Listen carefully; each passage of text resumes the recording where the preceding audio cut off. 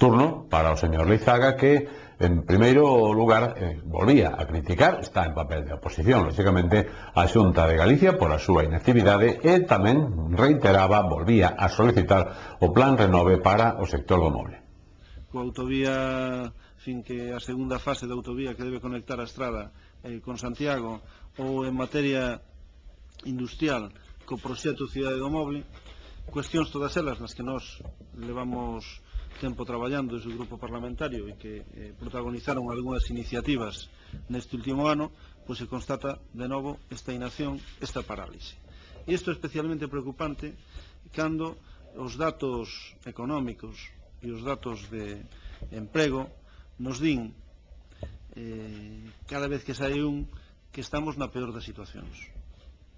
Superamos neste último mes de marzo o dato de febreiro en termos de paro, que era o peor da historia. Entón estamos na peor situación de paro da historia de Galicia. E sin duda o presidente da Xunta ten razón cando di que isto non é específico de Galicia. Isto ocorre no conxunto de España, na Unión Europea e en realidade na maior parte do mundo. Pero o que sí é específico de Galicia neste último ano é que a situación de paro máis favorable en Galicia que tiñamos, estamos perdendo progresivamente esa ventaxa. E iso conecta directamente con esa característica da acción do goberno de Núñez Feijóo, que é a súa inacción, a súa parálise. Os presupostos do ano 2009 foi presentada a súa liquidación no Parlamento de Galicia recentemente e comprobamos como se deixaron de executar unha boa parte das inversións e das transferencias de empresas que podían ter algún resultado positivo nesta loita contra a crise.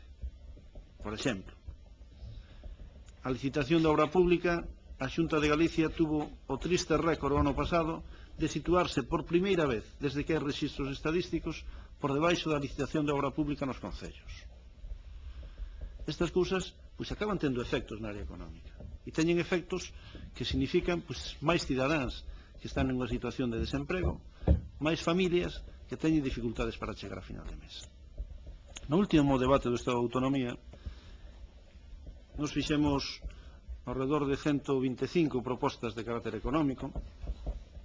En unha boa parte delas foron rexeitadas pola maioría do Partido Popular. Hai unha delas que volvimos a presentar estes últimos días como unha proposición non de lei que vai ser tramitada no Parlamento e que ten unha importancia para esta zona, en concreto para este Concello da Estrada. Unha PNL que pedíamos un plan Renove para o sector do moble. Pedíamos un plan de axudas específico, instrumentado a través dos comercios minoristas, instalar un pouco de alegría no consumo deste sector, que por atrás ten efectos non só na industria do moble, sino tamén no sector forestal, que está sometido a unha fonda crise, e que, por tanto, tiña efectos no conxunto do territorio, en toda a cadea de produción e comercialización. Finalmente, o alcalde da Estrada, o tamén socialista José Antonio Dono, facía un repaso dos aspectos máis importantes que se refiren á Estrada, eso sí, en clave socialista. E repasamos tamén todos os temas pendentes que a Estrada ten paralizados por esta Xunta, como decía Xaquín, como en todo Galicia, e ao mesmo tempo, pois, falamos de o apoio e o traballo que vai facer o grupo socialista para que estes temas do Concello da Estrada poidan salir. Eu, desde logo, que a iniciativa que xa o PP rechazou unha vez, que é do plan Renove para o sector do mueble, é indudable que no noso Concello é unha cuestión do máximo interés e, desde logo, me parece unha medida que a corto prazo podría supoñer unha importante inyección de liquidez nas empresas do sector do noso Concello. Polo tanto, eu creo que o Partido Popular debería de reflexionar respecto do seu voto en esta proposta e esperemos que salga adiante esta vez con esta nova iniciativa do noso grupo parlamentario. Tamén falamos da emenda que o grupo parlamentario socialista vai a presentar a proposta do PP sobre a creación do centro de negocios no polígono de Lagartons.